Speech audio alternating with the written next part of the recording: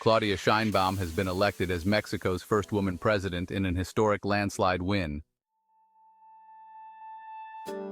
Mexico's official electoral authority said preliminary results showed the 61-year-old former mayor of Mexico City winning between 58% and 60% of the vote in Sunday's election.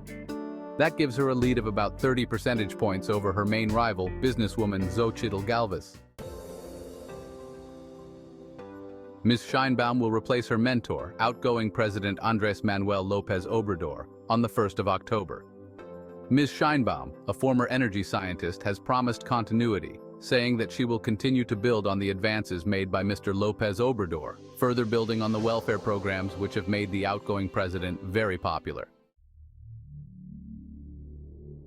But in her victory speech, she also highlighted what has set this Mexican election apart from previous ones.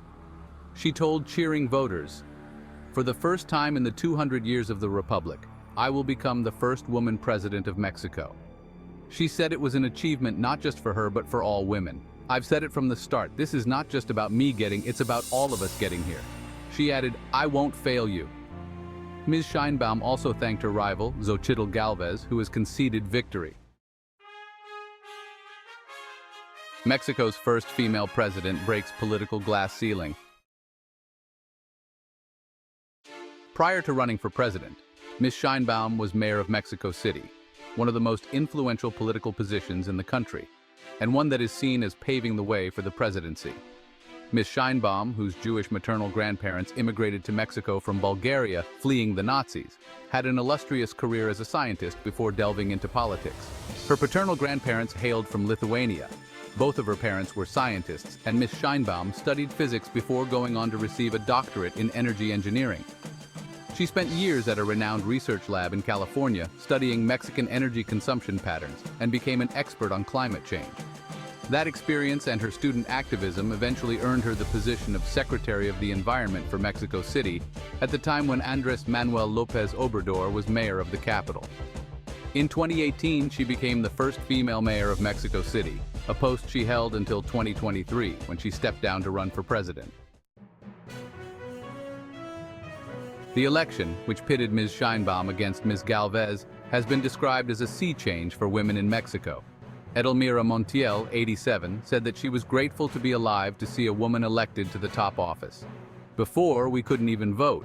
And when you could, it was to vote for the person your husband told you to vote for.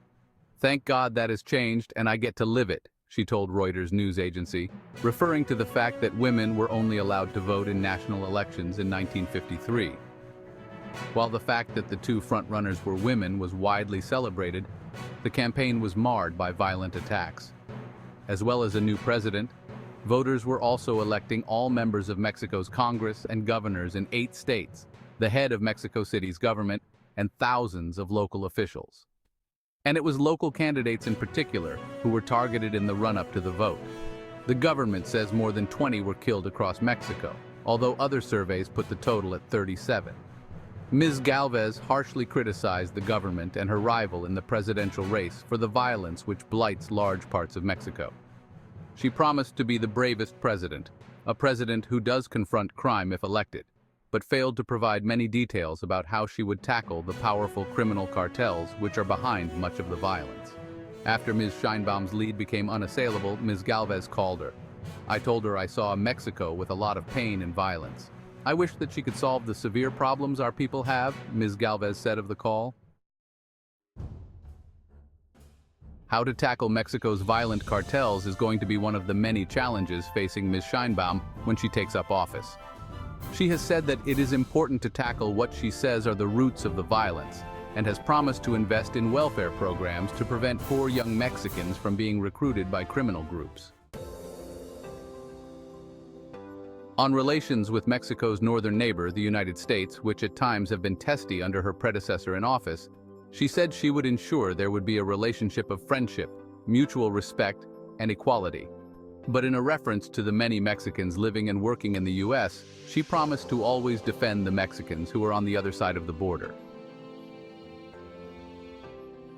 He threw his weight behind Ms. Sheinbaum instead. Having the backing of the popular president, who has an approval rate of close to 60%, gave Ms. Sheinbaum's campaign a huge boost. Many of those voting for her said they backed Marina's program to alleviate poverty and wanted to see it continued.